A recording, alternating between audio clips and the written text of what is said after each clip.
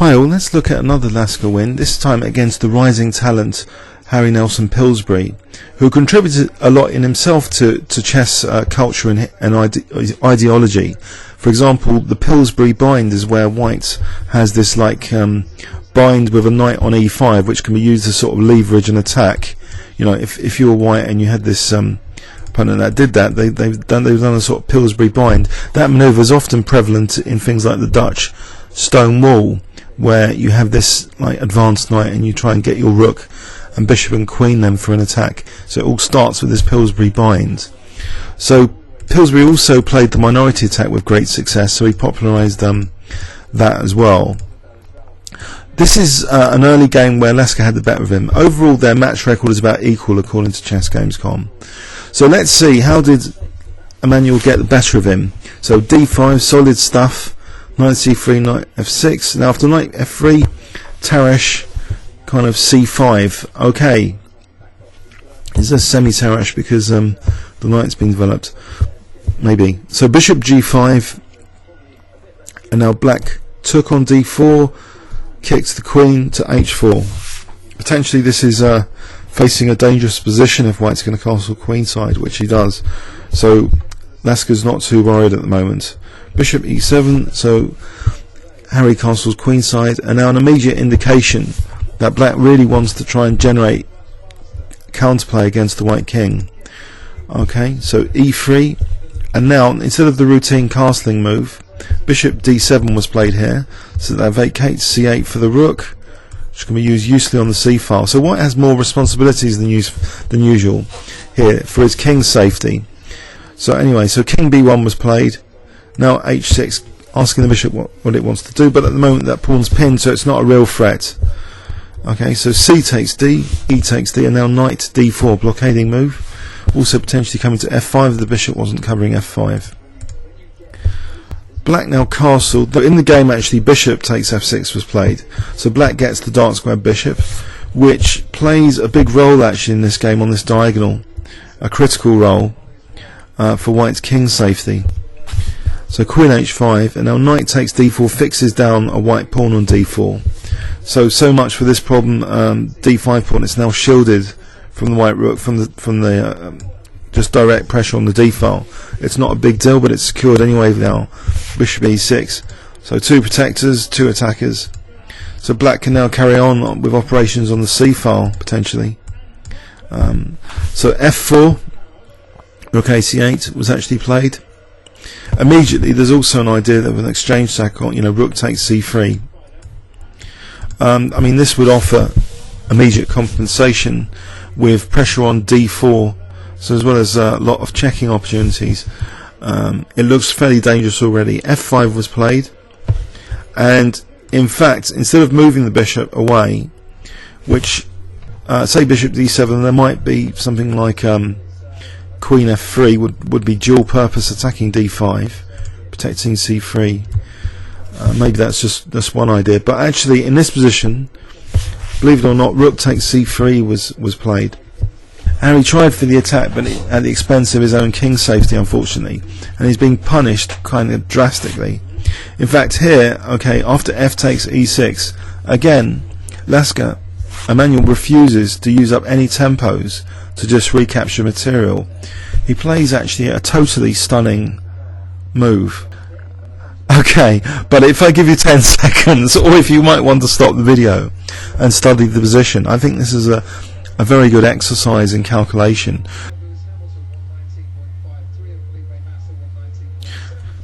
Alright, Emanuel played rook a3 to go for an opponent's king. So rook takes c3 followed by rook a3. Amazing. So immediately, well, black is obviously threatening rook takes a2, so coordinating a battery against a2. Okay, white can take on f7 to throw in a check first before doing anything about that, which he does. He plays e takes f7. But should he have done that? Because this rook, okay, can go to c8 here, but from f7, after recapturing, it's got c7.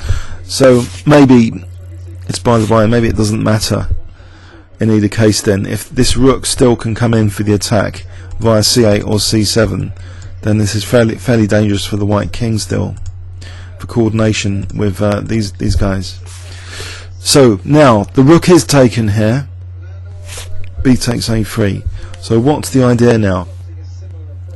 Well, here Emanuel plays queen check.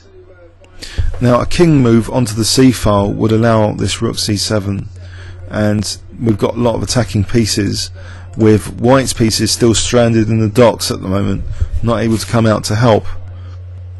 So here actually the decision was made to give up an entire bishop. I think maybe Harry realised his position was lost here, because black has sufficient, compensation anyway, but giving up the bishop just almost equalises material as well. So with black still having a raging attack. So queen takes b5, and now another rook move actually, which creates a virtual pin. The rook c7. The virtual pin, in fact, there's an immediate threat of rook c1, because if that rook is ever deflected off d4, then bishop takes d4 will be mating here, because the black queen is stopping any exit for the king at the moment. It's kind of stranded here. So these vultures are out to get the white king, and all it needs is a little deflection for d4. So what did Harry do in this position? Well, he played actually quite a resourceful move, considering rook c1 is a major threat. He wants to hold on to d4 and stop this tactical disaster. So actually he plays rook d2. The point is, this rook is then given attention for the b1 square. So any bishop d4s and the c1 square, there's no rook c1, so blacks can't do any killing tactic immediately here. But Emanuel exerts more pressure on d4 with his next move, which also threatens to switch in for an attack. He plays rook c4. So if you'd seen all these ideas so far when you played rook a3, then you're a bit of a chess genius, and you should consider playing in FIDE tournaments like the London Classic coming up next December. But anyway, okay, so white here now played rook hd1. So what does black do now? Does he take time to go for like rook a4 to gobble up one of these double pawns? Don't want to give white too much time. Well, actually what he does is kind of interesting. Instead of going for rook a4, he plays rook c3. Is there any advantages here of rook c3 over rook a4? It's very interesting technically, this game, for the rook manoeuvres. Rook c3 for me gives c4 for the queen, and then threatens like rook c1, and also the queen on c4 would exert more pressure on d4. So maybe rook c3 looks, from that perspective, offers some unique advantages over rook a4. How would you have judged that, out of interest? Think about that. Yeah, rook c3 over rook a4. Rook c3 is more in the centre anyway. Let's actually check what Rybka thinks of this position as well. Actually, it doesn't give either move. After all that, it's simply implying to create a battery with queen c6 as better for black. Queen c6 would introduce rook c1 as a big threat. So say king b1, then there's bishop g5 again with this intensification on the c1 square. So white would actually be forced to give up the exchange here. So say queen f3 takes, then something like a5 and black stands better. So in the game actually, after rook c3, is there a resource for white? That's the question. Harry might have blundered here. He played actually the move queen f5. Okay, so queen f5 eyes b1 and c2. That's seemingly a reasonable idea, but also rook e1 is given as a possibility. Okay, so queen f5, engine off. Queen c4 was played, intensifying the pressure. And it's possible that white went terribly wrong here, actually. So there's immediate threat of rook c1, as well as rook a3 if white wants. So what can white do? This is an incredibly dire position to try and defend. Even though white's material up, how does white technically actually find the precise move each time? Okay, in fact the precise move is given as king b1, so this might be the difference between life and death here, king b1 or king b2. So king b2 was a disaster, but king b1, apparently white's slightly better. Check. This might actually be okay. It might actually be tenable. In the game, king b2 was played. Okay, so king b2, and the evaluation shift is dramatic. Black has a knockout combination here. I wonder if you can spot this next move if I give you 10 seconds starting from now. Okay, rook takes a3. The white king is getting sucked up the board after this if it takes that rook. So this is really nasty. So say king takes, check. I think here it might be yeah, b5 looks as though that's crushing. Check, and then bishop d8. So the white king can't afford to do that, but something similar does happen in the game. After check, the king actually does take here with the same consequence. This b5 and this dark square bishop is all that is enough to coordinate with the black queen. So check, and that's it. Harry resigned. So he needed a very careful and precise defence against Emanuel Lasker. From the evolution of style perspective, this game shows Lasker is quite a ferocious king attacking player. I think he welcomes imbalances like this where white's trying to go for his king. But as I say, they've had a virtually equal match record, these two. So I wouldn't be so quick to say Lasker's a much superior player in practice. Pillsbury died at a very young age, apparently according to Wiki due to an embarrassing, or not embarrassing, a disease which had some stigma, a lot of stigma associated with it. Syphilis at the age of about 22. It's quite tragic. But I wouldn't say that Lasker was so superior.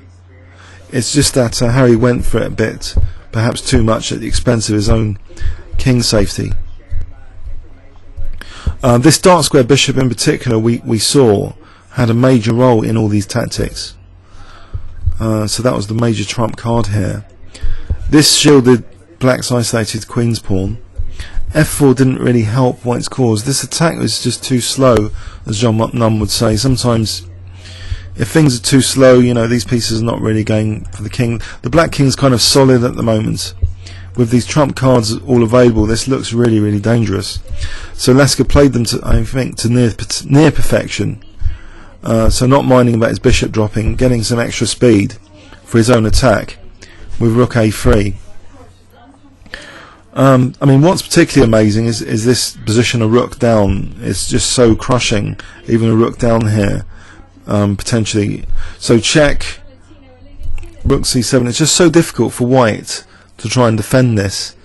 So this would be great for, you know, if you have a game like this to win like this, just a rook down.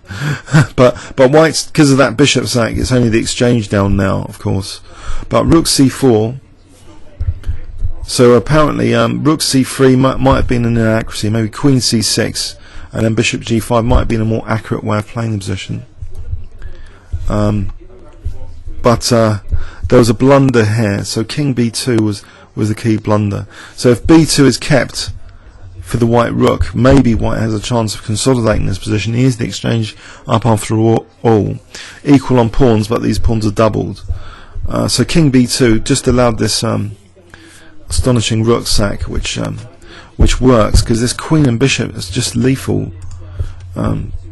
So check, and now this key b5 with the queen c4 check, forcing the king on the white, on a dark square, where bishop d8 would deliver mate like this. Comments or questions on YouTube? Thanks very much.